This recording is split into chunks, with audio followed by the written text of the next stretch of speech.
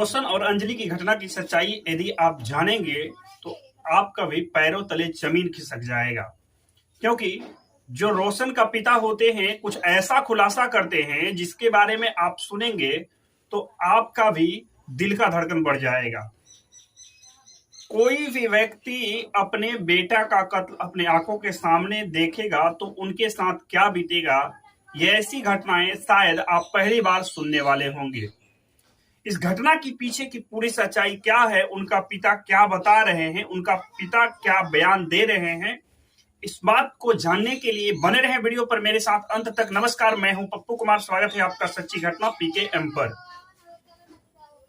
आज की जो घटना है वैशाली की घटना है। वैशाली में एक व्यक्ति होते हैं जिनका नाम होता है लाल बचन महतो। लाल बचन महतो का लड़का होते हैं जिनका नाम होता है रोशन। रोशन जो होता है एक लड़की से प्यार करता था और रोशन बाहर में रहा करता था अपना पिता के साथ में, और उनका और एक लड़का रहा करता था और रोशन का पिता रहा करता था। ये लोग तीनों बाप बेटे जो है बाहर से पैसा कमा कमा कर घर भेजा करते थे, जिससे उनका घर का परिवार चला करता था। यानी तीनों जो है हैदराबाद में काम किया करते थे, यानी कि रोशन और उनका पिता और एक उनका छोटा भाई था, तीनों बाहर में रहा करते थे। रोशन जो लड़की से प्यार करता था अंजलि से, अंजलि उन्हें फोन करती है और शादी का झांसा देकर उन्हें बुला लेती है।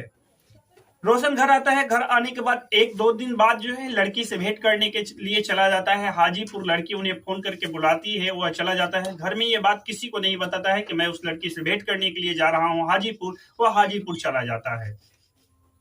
हाजीपुर जाने के बाद जो है कुछ ही देर में 2-3 घंटे में खबर आता है, कुछ लोग आते हैं उनके ही गांव के लोग, और रोशन का पिता से कहते हैं कि आपका लड़का का एक्सीडेंट हो गया है।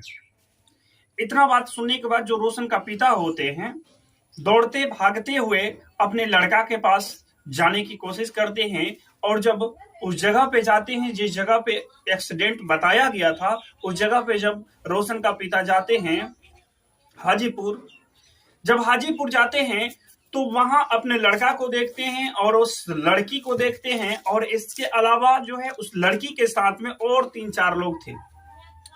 जब वहां जाते हैं तो उनका पिता को और उनको जबरन जो है बैठा लेते हैं लोग गाड़ी में। एक स्कॉर्पियो लगा हुआ था बगल में, उस स्कॉर्पियो में उनका पिता को और उस लड़का को रोशन को जबरन बैठा लिया जाता है, और बैठाने के बाद जो है फिर गली वाले रास्ते से, जो सुनसान इलाका था, जो सुनसान रास्ता था, उस रास्ता से उनको लेके जाया जाता है। उनका पिता ये सारी घटना का वारदात के बारे में बता रहे हैं, क्योंकि उनके आंखों के सामने ये चीजें हुई है। ये घटना जो हुआ है रोशन का, ये इनका पिता के आंखों के सामने हुआ है।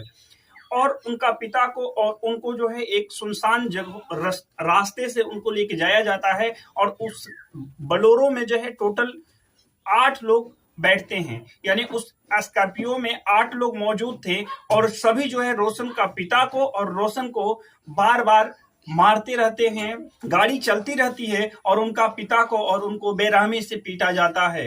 इतनी बेरहमी से उस स्कॉर्पियो के अंदर रोशन को और उनका पिता को पीटा जाता है कि रोशन का मृत्यु हो जाता है। मृत्यु होने के बाद जब वो हत्यारा होते हैं, वो देखते हैं कि अब इनका मृत्यु हो गया है तो इनसे कैसे बचा जाए, या इस घटना का कैसे सही तौर पे एक्सीडेंट का अंजाम दिया जाए। इसके लिए जो आरोपी होते हैं उन्हें पकोली चौक पर फेंक देते हैं, ताकि एक्सीडेंट हो गया है इस तरह से उनका लाश को फेंक दिया जाता है रोशन का। और जो रोशन का पिता होते हैं अपने बेटा को मरते हुए खुद अपने आंखों से उस स्कॉर्पियो में देख रहे होते हैं। क्योंकि वो भी मजबूर थे और उन्हें भी पीटा जा रहा था, उन्हें भी बहुत ही बेरहमी से पीटा गया, जिसके बाद जो है कि उनका पिता का हाथ भी टूट चुका है। इसके बाद जहां पे उनका लड़का को फेंका गया तो जो रोशन का पिता होते हैं वो हल्ला गुल्ला करते हैं। हल्ला गुल्ला करने के बाद जो पास के ग्रामीण होते हैं वह ग्रामीण वहां मौके पर आ जाते हैं, और आने के बाद जो है उनमें से 3 आरोपी को धर दबोचते हैं, जिनमें एक वह लड़की होती है और 2 आरोपी होते हैं। और जितने जो आरोपी थे बाकी आरोपी वहां से भाग निकलते हैं, और साथ साथ उस स्कॉर्पियो को भी जब्त कर लिया गया है। लेकिन यह घटना का जो कार्यक्रम हुआ, ये मैक्सिमम जहां पे उनका लाश को फेंका गया 100 मीटर की दूरी थी थाना, लेकिन थाना प्रभारी को यह भनक भी नहीं लगा।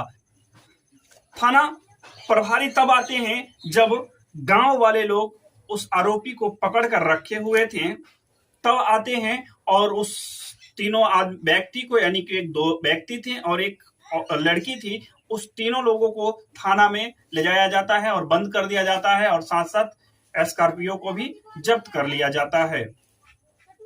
फिर जब उनका पिता वहां जाते हैं और अपने बयान लिखने की वजह जो पुलिस होती है वह उनसे पूछताछ करती है और बहुत देर तक उनको बैठा कर रखती है।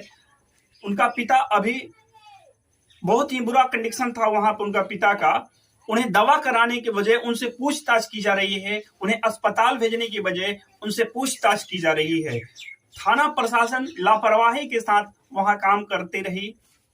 जब इनके ग्रामीण लोग गए, यानी कि रोशन का चाचा और उनके गांव के सब लोग वहां पहुंचे थाना में, उनका चाचा जैसे वहां पहुंचे तो देखें कि मेरा भाई का स्थिति बहुत ही दयनीय है, मेरा भतीजा तो मर ही चुका है, इसको पहले दवा कराने की जरूरत है। दवा कराने के लिए उनका चाचा जो है बरसौल हॉस्पिटल लेके जाते हैं। जब वहां लेके जाते हैं तो उन्हें वहां नहीं एक्सेप्ट किया जाता है, बोला जाता है कि इनका बहुत ही दयनीय स्थिति है, हम लोग इनको नहीं लेंगे, यहाँ भर्ती नहीं करेंगे। उसके बाद उनका चाचा जो है उनका पिता को, रोशन का पिता को हाजीपुर सदर हॉस्पिटल लेकर जाते हैं और वहां जाकर दवा कराया जाता है। जब वहां से उनका चाचा लौट कर आते हैं रोशन के लाश के पास, यानी थाना में जब आते हैं रोशन का चाचा, तो उन्हें मुजफ्फरपुर हॉस्पिटल भेजा जाता है रोशन का लाश को लेकर पोस्टमार्टम के लिए। रोशन का जो चाचा होते हैं 2 बजे रात में वहां पहुंचते हैं मुजफ्फरपुर हॉस्पिटल में पोस्टमार्टम के लिए, लेकिन वहां कोई सुविधाएं नहीं थी। मतलब बद से बदतर वहां का कंडीशन था। वहां सारे जितने भी गेट होती है हॉस्पिटल का सारा बंद है, लोग है। उसके बाद जो है कठिन परिश्रम के बाद जो है गेट खोला गया और खोलने के बाद जो है वहां से उनको भेजा दिया गया, बोला कि आइए आप दिन में कल 11 बजे के बाद जो है आपका पोस्टमार्टम होगा, अभी कोई पोस्टमार्टम नहीं होगा। तो अपने बेटे का हत्या जो है खुद जो है एक पिता अपने आंखों से देखा। बेटा वो होते हैं जो अपने पिता का लाश को कंधा देने के लिए होते हैं, लेकिन यहाँ कुछ हुआ उल्टा, पिता ने बेटा का कंधा दिया। तो कहां तक यह जायज है, कहां तक सही है, कहां तक गलत है, इसके बारे में कमेंट बॉक्स में अपना राय आप सब जरूर दीजिएगा। और इन्हें इंसाफ मिलनी चाहिए या नहीं मिलनी चाहिए, कमेंट बॉक्स में अपना राय जरूर दीजिएगा। और इस तरह की घटना को देखने के लिए, मेरे साथ हर हमेशा जुड़े रहने के लिए चैनल को सब्सक्राइब कर लीजिए और बेल की घंटी आएगी उसे भी दबा लीजिए, ताकि हर वीडियो का नोटिफिकेशन सबसे पहले आप तक पहुंचे। जय हिंद, जय भारत।